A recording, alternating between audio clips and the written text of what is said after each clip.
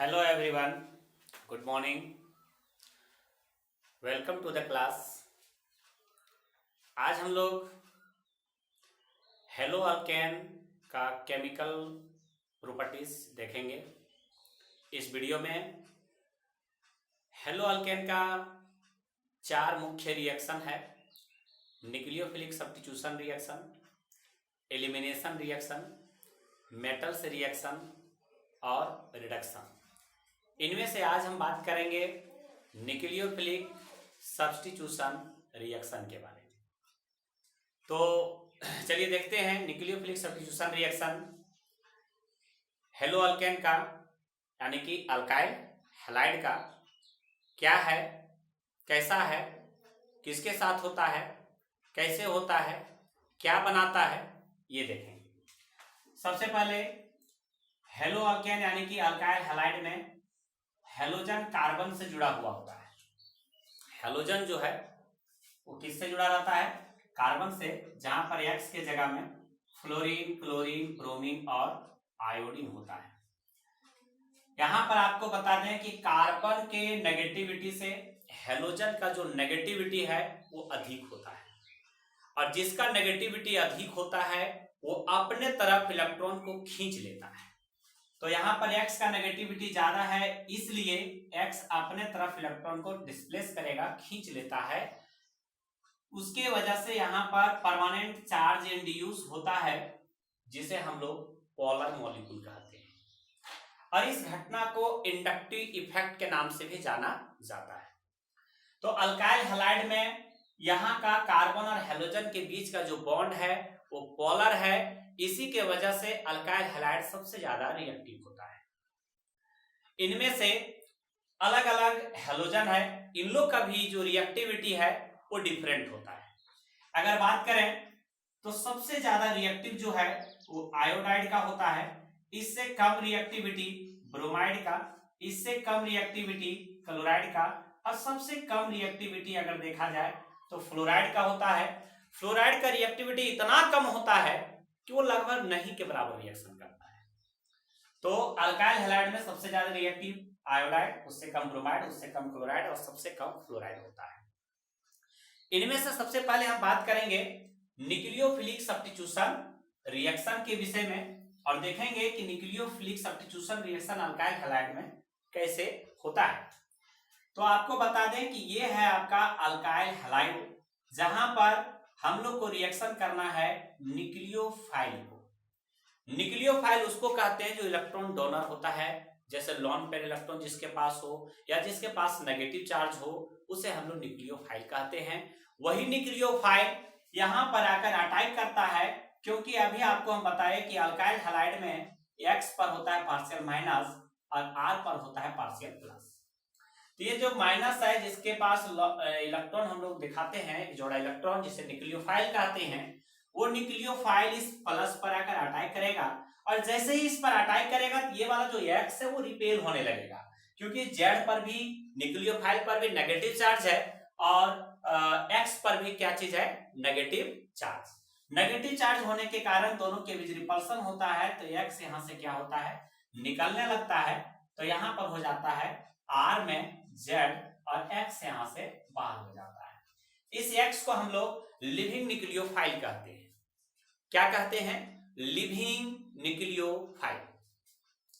दूसरी बात को यहाँ पर ध्यान देना कि ये भी न्यूक्लियोफाइल है, ये भी न्यूक्लियोफाइल है, तो वो न्यूक्लियोफाइल निकल गया, ये न्यूक्लियोफाइल जुड़ गया। तो आपको बता दें कि अपने ये ताकत पर निर्भर करता है, जिसका ताकत ज्यादा हो, जिसका नेगेटिविटी ज्यादा रहेगा, वो कम नेगेटिविटी वाले को अक्सर डिस्प्लेस कर देता है। तो यहाँ पर ऐसा न्यूक्लियोफाइल अक्सर हम लोग लेंगे जिसका नेगेटिविटी X से क्या रहेगा? ज्यादा रहेगा, ज्यादा न्यूक्लियोफिलिक स्ट्रेंथ रहेगा, जिसके कारण X को वो क्या कर सकेगा? डिस्प्लेस कर सकेगा।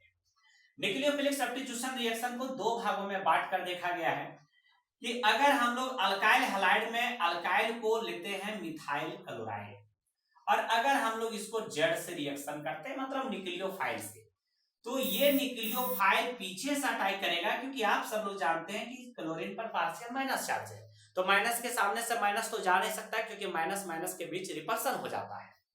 तो पीछे से अटैक करता है, तब क्लोरीन यहां से निकलता है, और जब क्लोरीन निकलता है तो आपका यहां हो जाएगा,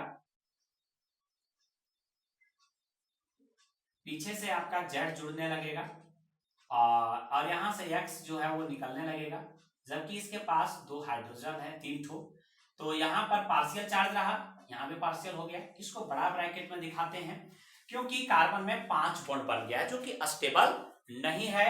फाइनली यहां से X जो है वो निकल जाता है और Z जो है वो क्या होता है, जुड़ जाता है। Z जो आपका है यहाँ पर सो जुड़ जाता है और X जो है सो निकल गया।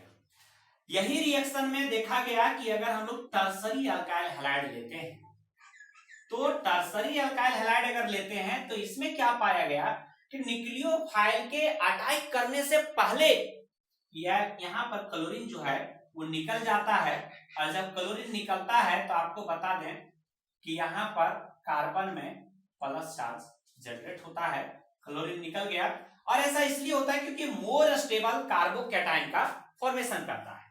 क्या फॉर्मेशन करता है, मोर स्टेबल कार्बोकैटायन, और इसलिए यहां से क्लोरीन अपने से ही निकल जाता है। इसके बाद जो है वो न्यूक्लियोफाइल आकर के कंबाइन होता है। तो इस प्रकार से इस रिएक्शन में आपने क्या देखे कि रिएक्शन को शुरुआत होने के लिए न्यूक्लियोफाइल की आवश्यकता नहीं पड़ा। रिएक्शन को शुरुआत होने के लिए इसमें न्यूक्लियोफाइल की आवश्यकता नहीं पड़ा, अल्काइल हैलाइड अकेले ही रिएक्शन में दौड़ पड़ा। लेकिन इसमें जब तक न्यूक्लियोफाइल अटैक नहीं किया तब तक क्लोरीन निकलने का नाम नहीं ले रहा था। इसका मतलब ये रिएक्शन जो है फर्स्ट में जो दिखाएं ये दोनों मॉलिक्यूल पर निर्भर कर रहा है, इसलिए हम लोग इसे बायमोलिकुलर न्यूक्लियोफिलिक सब्स्टिट्यूशन रिएक्शन कहते हैं।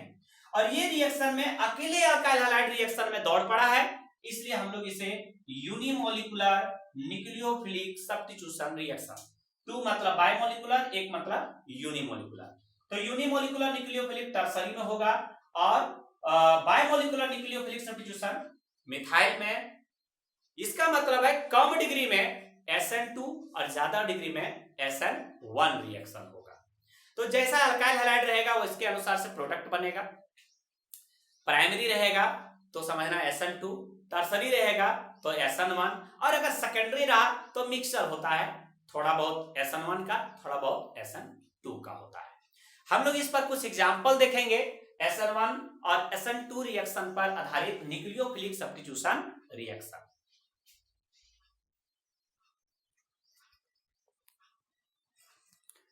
चलिए तो देखते हैं कुछ एग्जाम्पल न्यूक्लियोफिलिक सब्स्टिट्यूशन रिएक्शन का। सबसे पहले हम बात करते हैं जैसे मिथाइल इथाइल क्लोराइड हम देखें, अगर इसको reaction aqueous solution of KOH से किया जाए तो आपको बता दें कि एक्वस मतलब होता है जलीय, यानी कि KOH को जल में घुला देगा। आपको बता दें कि अल्काइल हैलाइड जो है वो जल में घुलता ही नहीं है और ये जल में घुल जाता है, तो 2 फेज अलग हो गया। तो इसमें हम लोग फेज ट्रांसफर कैटलिस्ट डालते हैं ताकि उसमें पानी और ये ऑर्गेनिक कंपाउंड दोनों डिसॉल्व हो सके। KOH एक बेस है, जब हम लोग इसको जल में घोलते हैं तो OH माइनस आयन देगा, और OH माइनस न्यूक्लियोफाइल है। अभी हमने आपको बताया कि जो भी न्यूक्लियोफाइल रहेगा वो कार्बन के अल्काइल के कार्बन पर अटैक करेगा और हेलोजन को वहां से निकाल देगा। इस तरह से आपका प्रोडक्ट यहां पर हो गया अल्कोहल और बाहर हो गया KCl, ठीक है। उसी तरह से अगर हम यहाँ पर अलग अलग रिएजेंट लेते रहें तो अलग अलग तरह का प्रोडक्ट बनाएगा। अगर अल्कोहलिक KCN पोटेशियम साइनाइड लेते हैं तो ये आयनिक कंपाउंड है, जब हम लोग अल्कोहल में घोलते हैं तो ये आयनों में टूट जाता है। किस में टूट जाता है? आयनों में। आयन में टूटा, इसका मतलब यहाँ प्लस और कार्बन पर माइनस, कार्बन पर माइनस हुआ, न्यूक्लियोफाइल बन गया, ये अटैक किया, यहां से ये निकल गया, तो इसका प्रोडक्ट हो जाएगा CH3CH2, यहां पर CN बन गया, बाहर हो गया KC। अगर हम लोग यहां पर अलग फिर से रिएजेंट चेंज करें, alcoholic solution of silver cyanide, तो आपको बता दें कि सिल्वर साइनाइड में सिल्वर और कार्बन के बीच का जो बॉन्ड है वो कोवेलेंट बॉन्ड है। कोवेलेंट बॉन्ड होने के कारण यहां पर कोई चार्ज उत्पन्न नहीं होता है, कोई चार्ज उत्पन्न ही नहीं है, तो यहाँ पर लोन पेयर जो इलेक्ट्रॉन है वो न्यूक्लियोफाइल का काम करेगा। अभी यही बताया आप लोगों को कि नेगेटिव चार्ज न्यूक्लियोफाइल का काम करता है, लोन पेयर जिसके पास होता है वो न्यूक्लियोफाइल का काम करता है। तो नाइट्रोजन यहाँ पर न्यूक्लियोफाइल का काम करेगा तो क्लोरीन निकल जाएगा, तो ये हो जाएगा CH3 CH2 NC आइसोसाइनेट बना दिया कि ये AgCl बाहर हो जाएगा। इसी तरह से और भी रिएजेंट अगर हम लोग लें CH3 CH2 Cl के साथ अगर हम लेते हैं अल्कोहलिक सॉल्यूशन ऑफ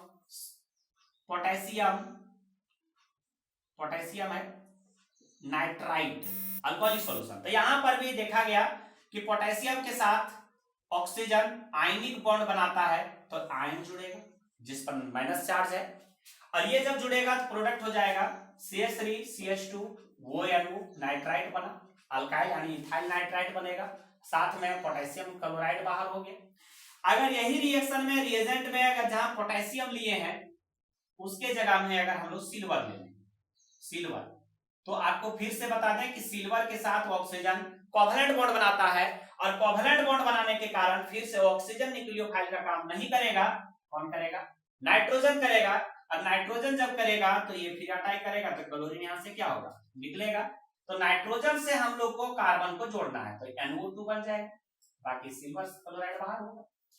तो यहां पर आप देख सकते हैं इन दोनों रिएक्शन में और इन दोनों रिएक्शन में कि रिएजेंट सेम है, CN यहां भी है CN यहां भी है, लेकिन इस CN में कार्बन जुड़ा और इस CN में नाइट्रोजन जुड़ा।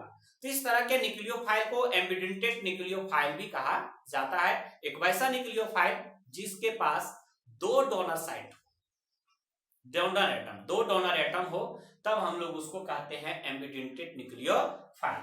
तो यहां पर भी ऑक्सीजन है, ONO, यहां पर भी ONO है, लेकिन यहां पर ऑक्सीजन से जुड़ता है और यहां पर नाइट्रोजन से, तो दो अलग अलग डोनर एटम है या नहीं? तो ऐसे न्यूक्लियोफाइल को एम्बिडेंटेड न्यूक्लियोफाइल कहते हैं। तो इसी तरह से तरह तरह का रिएजेंट हम लोग डालते हैं, अलग अलग न्यूक्लियोफाइल बनाता है, जैसा न्यूक्लियोफाइल बनेगा उसके अनुसार से प्रोडक्ट बनता है। यहां पर सभी एग्जांपल हम इथाइल क्लोराइड लिए हैं जो कि प्राइमरी है, तो ये सारा रिएक्शन SN2 के माध्यम से हुआ। अगर यही अल्काइल हैलाइड के जगह में हम टर्सरी अल्काइल हैलाइड लेते तो सभी रिएक्शन SN1 के अकॉर्डिंग प्रोडक्ट बनाता। बात क्लियर हो गया? तो इस वीडियो में हम लोग देखे न्यूक्लियोफिलिक सब्स्टिट्यूशन रिएक्शन। अगले वीडियो में भी कुछ नया टॉपिक लेकर आएंगे, तब तक के लिए बाय।